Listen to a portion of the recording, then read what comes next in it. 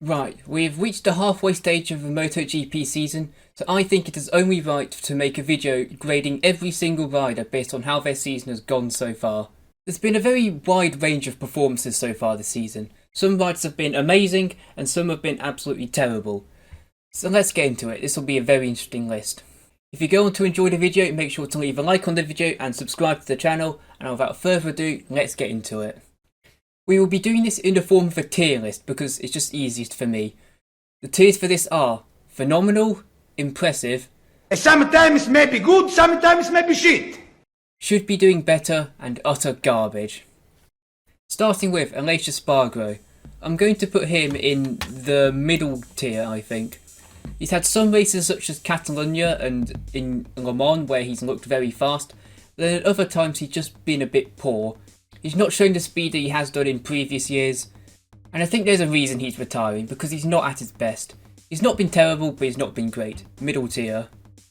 Marc Marquez I think is the same, and I think he's been the definition of sometimes maybe good, sometimes maybe shit.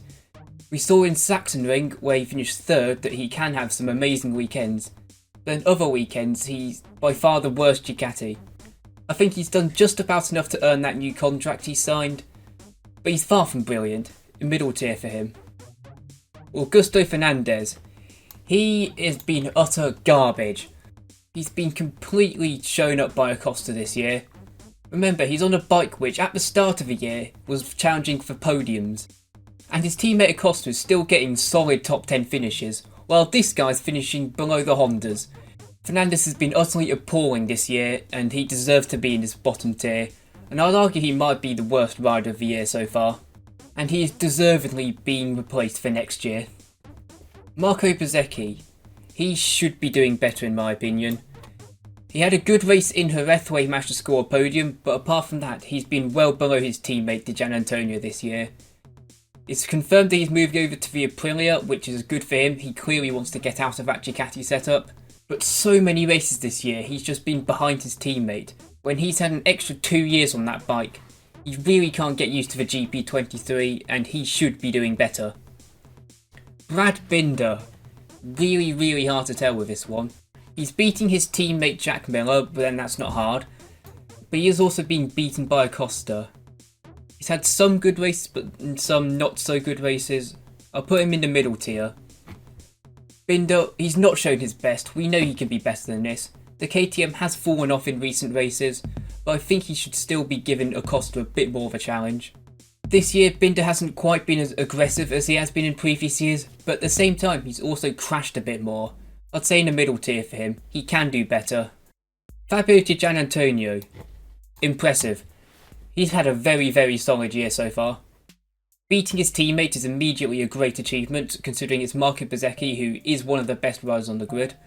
He's shown some brilliant pace at times, he's had some great qualifying results, and considering it's his first year with the team and he's immediately gone in there and is beating Bezzecchi, very impressive from him.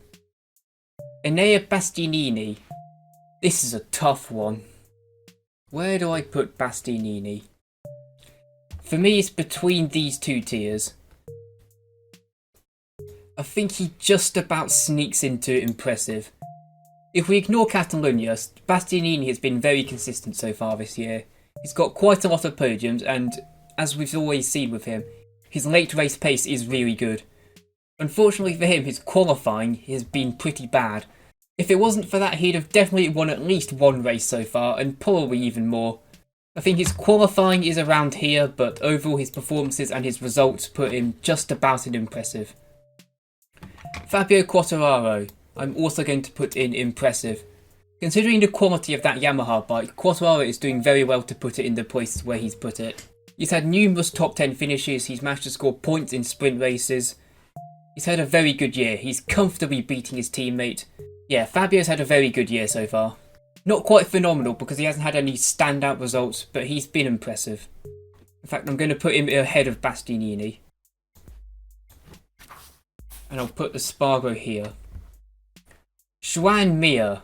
This is another difficult one because he's been better than last year, but he's also not been great.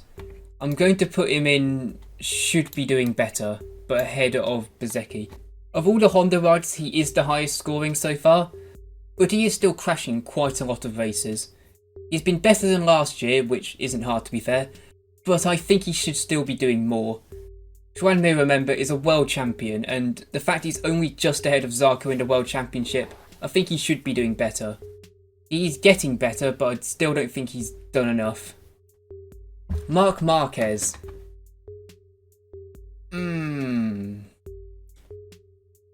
I think in the races he's been phenomenal, but in qualifying he should be doing better because he's had some terrible qualifying results. I'm going to put him in impressive, and I'll put him there. Marc Marquez still hasn't won a race this year, and he's constantly having to fight from way back in the grid because he can't qualify on that bike. I can remember at least 3 times he's been knocked out in Q1, and there might be more for all I know. There's just 3 other I remember. To be fair to him, he has done very well in managing to fight back and score podiums in all those races, but it's the poor qualifying which has prevented him from winning races.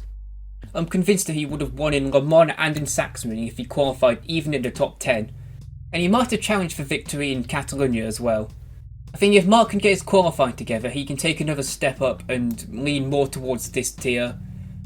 But the fact he hasn't won a race yet this year, he's going in the second tier. Luca Marini.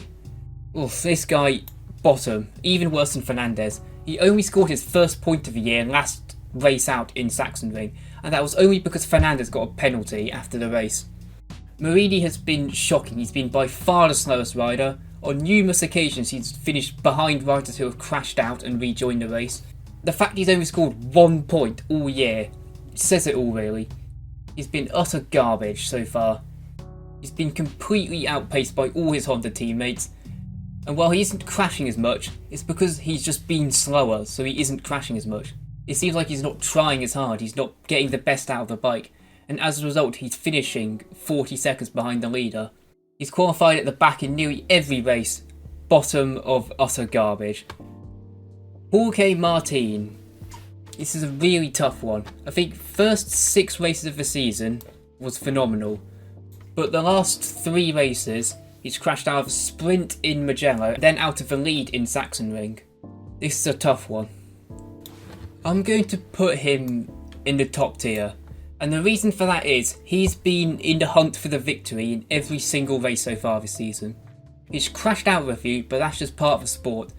He has made mistakes, but it's been while he's fighting for the lead in pretty much every race. I don't think he's struggled in really a single race. Maybe in the sprint in Catalonia, but he still came through to get a good result in that. I think in the last 3 races he hasn't been quite at the level he was, but I think so far he's done enough to be in phenomenal. Because the first 6 races of the season were the best we've seen from him in his career.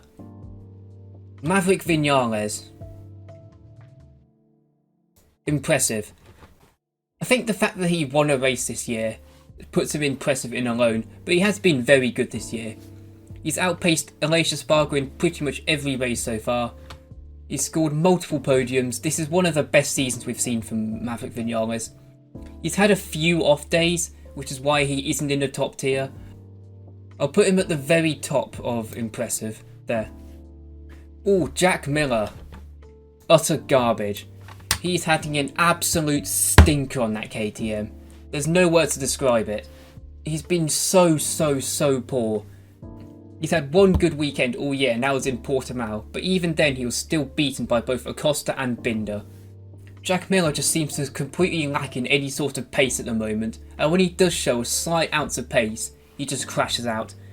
He's on 35 championship points at the moment, which after 9 rounds on a KTM, that is pathetic. Utter garbage from him. Franco Morbidelli. I think first 6 races of the season was utter garbage from him, but he has been a lot better in the last 3 races, especially in Sachsenring. I think overall he should be doing better, but he has been doing better in the last 3 races. And if he keeps up the form he's found in the most recent races, he'll move up towards these tiers. But based off the first 6 rounds of the season, I can't put him any higher than the 4th tier, because he was terrible for those 6 races. Takaki Nakagami. Well, where do I put him? He's just sort of existed really. He hasn't had any standout results. He's not exactly been bad. I'll put him at the very end of the 3rd tier. He's been beaten by his teammate, but only just. He's just been average. He goes into third tier. Miguel Oliveira. Oof. I'm going to put him in third tier as well.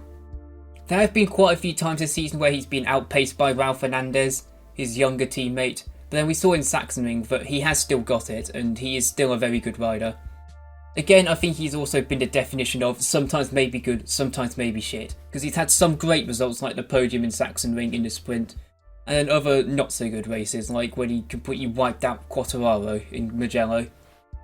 So I'd say third tier for him. Pedro Acosta, he has been the best rider on the grid so far, in my opinion. I know his results haven't been as good as of late, but that's because the bike's fallen off and he's a rookie. You can't expect him to be fighting in the top 5 every race, especially when the bike just isn't there. The fact he's scored 2 podiums this season already is super impressive. This kid has such a bright future ahead of him. He's constantly being the fastest of all the KTMs. He goes in phenomenal. He has been amazing. Pecco Bagnaia. Now, for the first 6 races of the season, he was in this tier because he had some amazing races, but then he did also make quite a lot of mistakes, and like in USA, he wasn't very good. But he has gone and won the last 4 races on a Sunday, and he's been phenomenal. I'm going to put him at the top of impressive. I think for Bagnaia to be in the phenomenal category, he needs to be leading the championship by a big distance, and the fact he's only just taken the championship lead, I can't put him in the top tier. He's made too many mistakes, and there's been too many races where he's not been fighting for the victory. For example, in Portimao and in Mugello, the start to the season for him stops him from going to the top tier. But he's been very good, and he is on track to winning a 3rd World Championship at the moment. Raul Fernandez. Very impressive this season so far, actually. I'll put him here. At times he's beaten his teammate Miguel Oliveira. He was amazing in Catalunya when he was winning the sprint race until he crashed out. He's shown some very good pace this year, and I believe he's been on the old Aprilia bike for most of the season so far. I like what I've seen from Fernandez. Very good year for him so far. He's made a great step up this year. Alex Rins. He's having a terrible year. He's only on 8 World Championship points so far. Of course, he missed the last race in Sachsenring as a result of his crash in Assen, but apart from that, he's still not delivered any sort of solid results.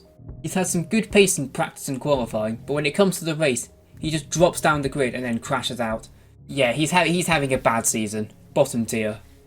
And finally, Johann Zarco. Where do I put him? I think he has been the most impressive of all the Honda riders. I'll put him in top of sometimes maybe good, sometimes maybe shit.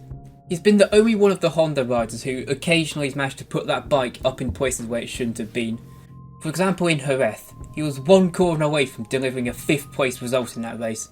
I know that race was chaos, but he was still in a great position. He's beating his teammate Nakagami, who has been on that bike for 6 years now, and I still rate Zarco quite highly as a rider. I think overall he deserves to be in the 3rd tier, at the top of it. And that, there, is my list of every rider based on how their season has gone so far. I'm quite happy with this list, but let me know what you guys think. Are there any riders who I've put in the wrong spots here? Are there any riders who I've been too harsh to or too kind to? Let me know what you think in the comments below. And while you're there, make sure to leave a like on the video and subscribe to the channel while you're there. I hope you enjoyed this video, and I will see you guys soon. Bye bye.